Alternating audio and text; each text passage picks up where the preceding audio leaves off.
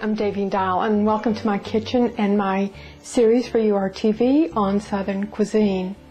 We're starting the show in Louisiana.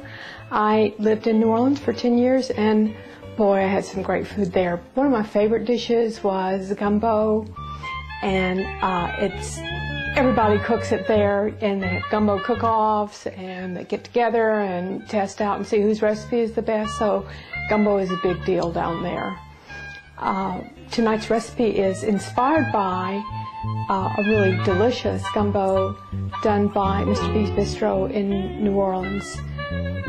They're part of the Brennan family of restaurants in the New Orleans area, and they have had chefs like Paul Prudhomme and Emeril Lagasse in their kitchen, so they've had some great chefs. So tonight I'm making a recipe with leftover turkey. However, you're not limited to leftover turkey. You can, as you will see, use just about anything in a gumbo. I have a website where you can go download the recipe for tonight's menu and change it at your leisure and make it your own individual dish. I have never cooked this meal for anybody that they did not absolutely love it. So let's get cooking. So here's your turkey, and as you can see, I had a dinner party for 6 people, and this is how much turkey I have left, and that's a lot, and I'm going to get tired of those turkey sandwiches. So there's a lot of good eating still in this bird. You don't have to bore yourself with turkey sandwiches and cold turkey. So what we're going to do is cut this turkey up, and the object is to get down to the bone. Cut all of the turkey meat off that you can. One of the secrets of a good stock is to have the meat and the bone already nicely browned. The caramelization that happens when you have a brown stock, when you have a browned meat, gives a lot more flavor to your stock than just putting an old white piece of dead meat into a pot.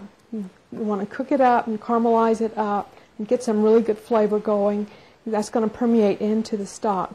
So you go through the process of removing the meat from the bone, and when you get to the point where you've got it all off, then you're ready to put the carcass and some of the meat into your stock pot. So I've got a bunch of the bones in here. I'm down to the breast. And just do your best to cut this if you can. And if you can't, just go ahead and stick it in the pot. And then you wipe that poultry grease off my hands. Someone said that was the best hand lotion, chicken or turkey grease. So then you want to quarter an onion or 2 onions. And I just leave the skin on. Throw that in there.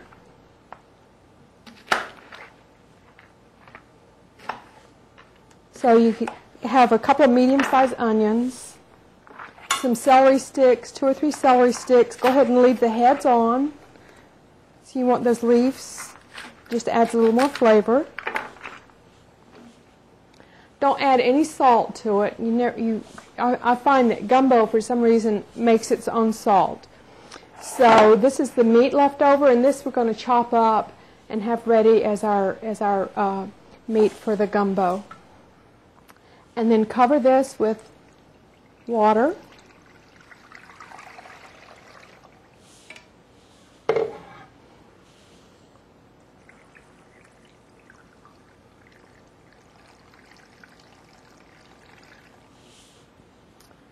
And I'm going to put it on medium to get the pot heated up, and then I'm going to turn it down on simmer and let it simmer for a long time. Okay, and then I've done a little spice ball with parsley, thyme, some tarragon, oregano, and some basil. So I'm going to stick that in there. And I'm going to throw in a few little bay leaves, 2 or 3 bay leaves. And we're going to let that simmer for several hours.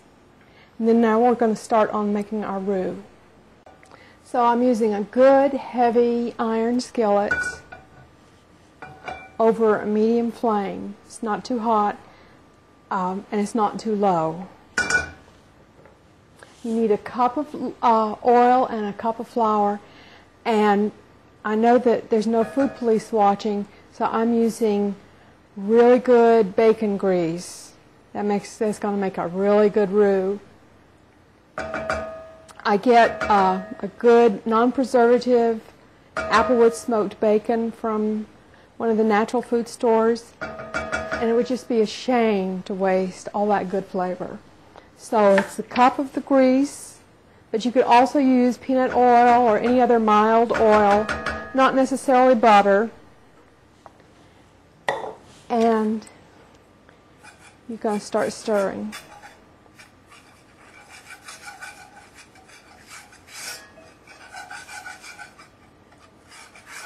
And this is a slow process. Roux is cooked over a period of 15 to 20 minutes, sometimes half an hour. Some people say that making a good roux is drinking a 2-beer process, and I suppose that depends upon how fast you drink that beer, if you're a beer drinker. But you just want to keep the flour moving. If you start getting black spots in there because you've walked away or been on your computer or talked on the phone, you need to throw it away and start again, unfortunately, because it will ruin your gumbo. So it's just a process of standing here, looking out the window, whatever you need to do to amuse yourself, and keep stirring. You're not going to be done with this roux until it's the color of dark chocolate. So it's going to be a while.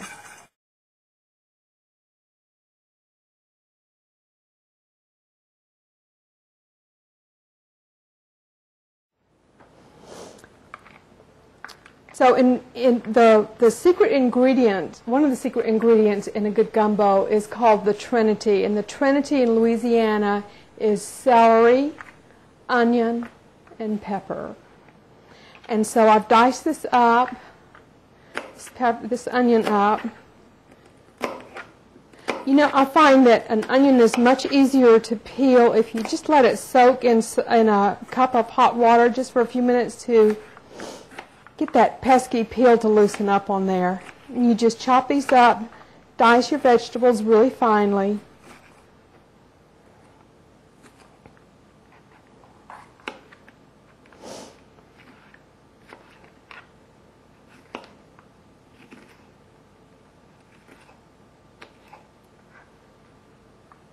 And kind of line them up so I don't have to do them all separately. Do them all at once. Get that tail out of there. You don't want to put that in your gumbo.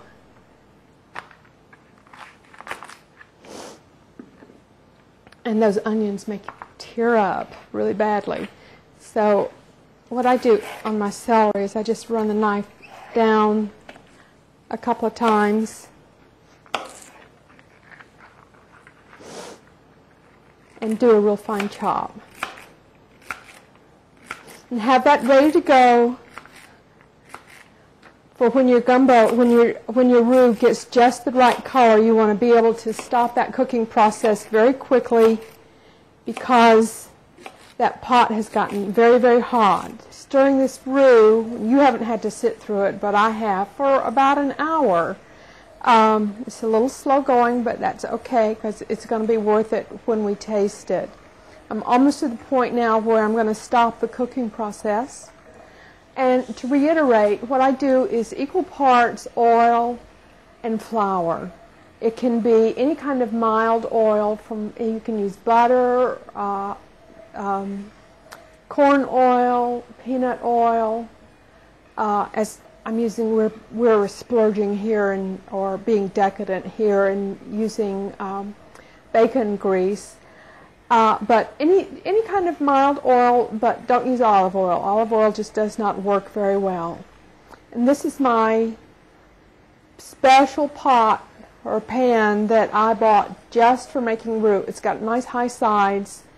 so that when I'm standing here working this oil, which has gotten very hot, you can see it's smoking a little bit.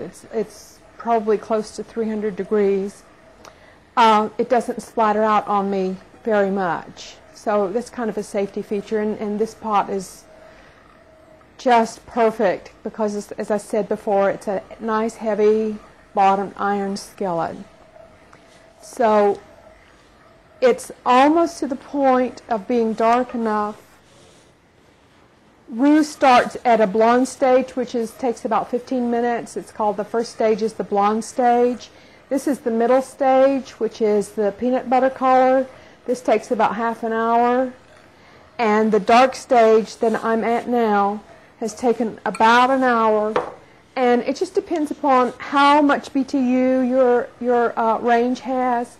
Also depends a little bit on what the quantity is that you're cooking up. So when it gets to the point where it's as dark as I want it to be, I come in with the Trinity, which is the pepper, onion, and pepper, onion, and celery mixture, and I go ahead and dump it in. And that's going to immediately cool the oil down, stop the cooking process.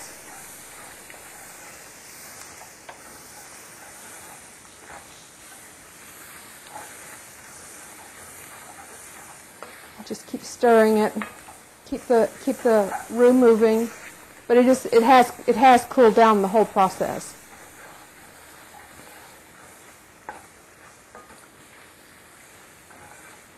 And when it gets to a point where it's not sizzling anymore, I'm going to transfer all of this over into the stock. Now I've gone ahead and drained all of the meat that I had cooking in the stock. I let this stock cook a good 12 to 15 hours, and it reduced the liquid to about half. So it's a really nice, flavorful stock. I took all the meat that I could off the bones that were in there. To reiterate on the stock, you want to use meat that has already been browned so that it's got some flavor to it. And with chicken or turkey, you want to get down to the bone. You want to kind of separate the meat from the bone because the bone has a lot of flavor in it. If you're doing a seafood stock, you can use the heads of shrimp, the heads of crawfish, whole crabs, and the shells, and you do a seafood stock if you're doing a seafood type of gumbo.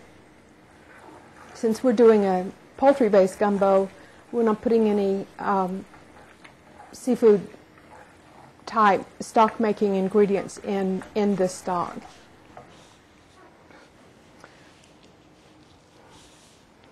So I'm ready to put the roux and the vegetables into this stock pot. And I'm going to do it carefully because that's hot. So I'm going to move this pot forward so that I can get to it easily. And carefully dump it in. When you're working with iron, it's heavy. It's heavy and hot, so you have to be extra careful.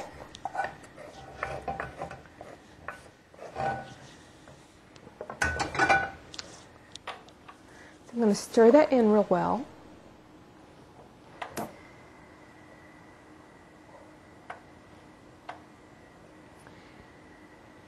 And since I have made this roux very, very dark, it's lost its thickening ability. So one of the reasons I reserved some of this lighter roux is because it's got more thickening ability. The more you cook the flour in the roux, the less it's able to thicken. And I don't remember if I mentioned it, but if I didn't mention it, this is plain flour. It's not self-rising flour, so that kind of is going to make a difference. Make sure you're using plain flour. This is actually plain unbleached flour. So I'm going to put a couple of dollops of the lighter roux in there to help thicken up the gumbo. So I'm going to mix all that in very well. how's that smell? Yesterday, when I was cooking this up in the beginning of the program, my crew was going like, oh my goodness, that smells so good. So you'll see when you get this going at home what a wonderful aroma will be wafting through your house. Okay, so this is thickening up nicely. I'm happy with that. And I'm at the point where I'm going to start adding my meat.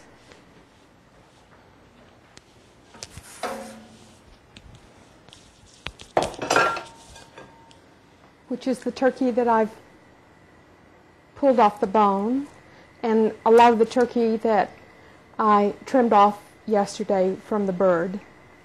I'm adding that to the pot.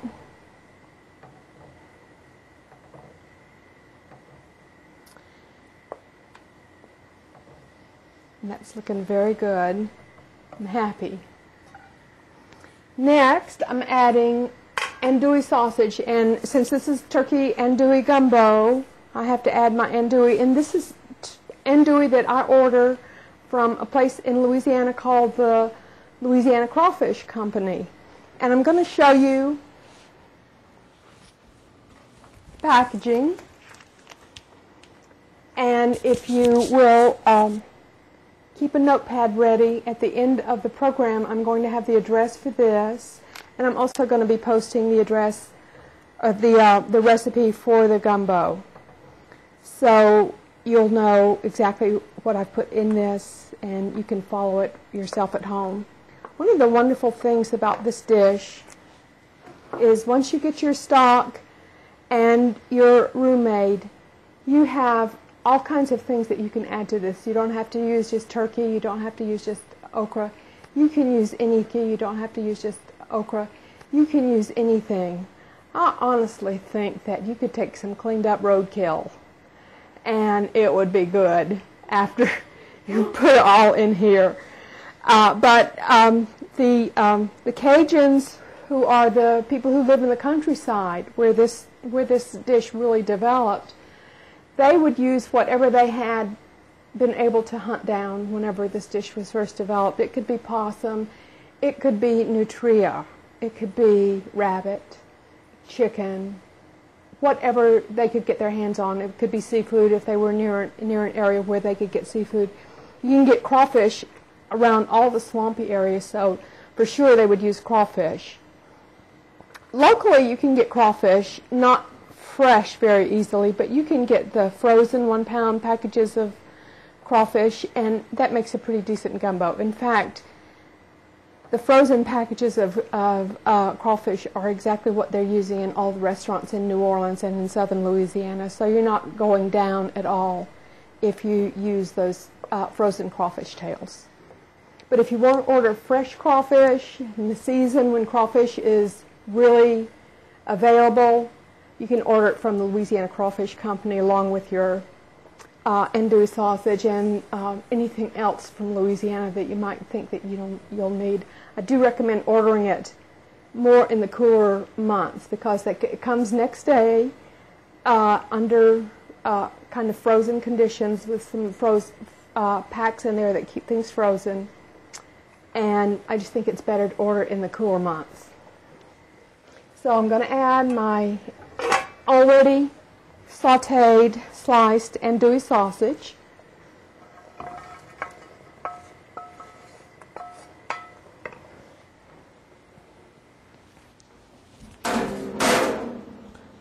Got a little more turkey to add, so I'm going to add that.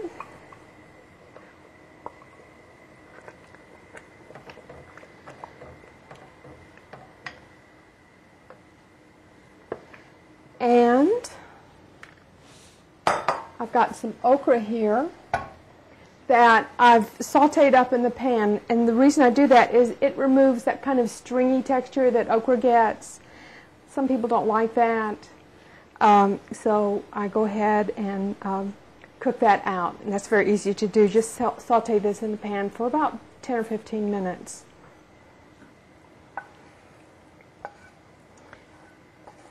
For those of you interested in how the word gumbo came about, it actually is a Western African word for okra. Gumbo has evolved from a thin fish soup with okra that the Africans brought with them, and obviously the French and the Indians have gotten their little hands in there and evolved this dish into the really delicious stew that it is today. It's interesting how this dish is really a combination of all the cultures that happened in southern Louisiana, from the Canadian French that came down from Canada to what they call Acadiana, and then that evolved into Cajuns, and then the blacks, and then the French aristocracy that showed up in New Orleans. So we're going to let this simmer about half an hour or 45 minutes, and then we're going to finish off the dish. I do want to stress that I have reserved some of the vegetables that I chopped up to add at the last minute, so that you get a combination of the well-cooked vegetables, and then you have a nice crunchy effect of the vegetables that have not cooked very much at all. It gives you a nice feeling to the mouth and adds a nice little extra texture to the gumbo. I did want to add that if you want to make a little bit of extra roux for yourself, it freezes very nicely and will keep for several months in your freezer, and you can use that roux in a lot of different things, any kind of stew or soup that you want to enrich up a little bit.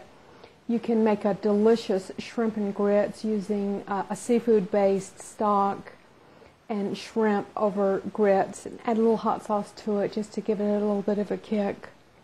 And your gumbo is going to freeze nicely too.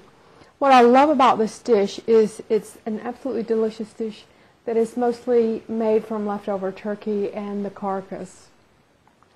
And I love that about the efficiency and the using every bit of food and turning it into something delicious, how they do it in southern Louisiana. And as a treat for my wonderful camera crew and my production manager, I made bread pudding, which is also made from leftovers, but it's the most delicious thing you'd ever want to put in your mouth. It's made with day-old French bread or older French bread that you slice up and line and stack, and then I make a custard of heavy cream, some eggs, a little bit of sugar, some nutmeg and cinnamon, and sprinkle some raisins in there and pour that custard onto the bread. Let it sit in there for about 15 or 20 minutes so it soaks in really well. Then I put it in the oven on low, about 225, 250, and let it bake for a little over an hour. And then I made a whiskey hard sauce to go with it, which is also a combination of cream and egg and bourbon or some kind of, like Southern Comfort or whatever you have in the house. Whatever you add, it's going to be good. And so whenever you get ready to serve this, you serve your bread pudding on a plate, and then you pour the whiskey sauce over it. Okay, so we've let this gumbo simmer for about 30 or 40 minutes, and it's to the point where I'm going to add just the final ingredients. And as I said, I've reserved some of the Trinity to add towards the end. And that just gives a different level of texture and flavor. And then I'm going to add some little bit of Cajun spice, just about a tablespoonful, and I'm going to add a couple of passes of 2 or 3 passes of kosher salt. And stir that in.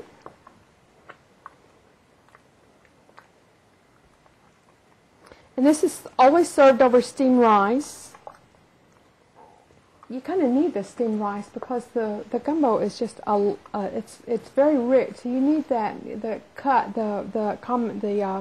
contrast of the bland rice to kind of cut the richness a little bit. So I'm going to give this about 5 more minutes. Let the vegetables get a little bit of just a little bit cooked, and then we're going to be ready to serve. So we'll see you in the dining room. Okay, so here's our final dish. It's nice steamed rice with some green onion slices on the top, and we're ready to eat it. And again, I want to thank my camera crew, Leanne Smith and William Towers, and my producer, Herbert Johnson. And we're ready to eat. We get the best part of all this.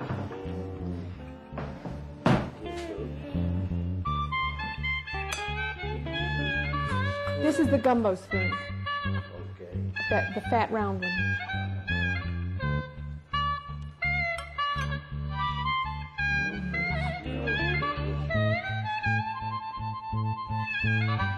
Two thumbs up, if I do say so. Thumbs up.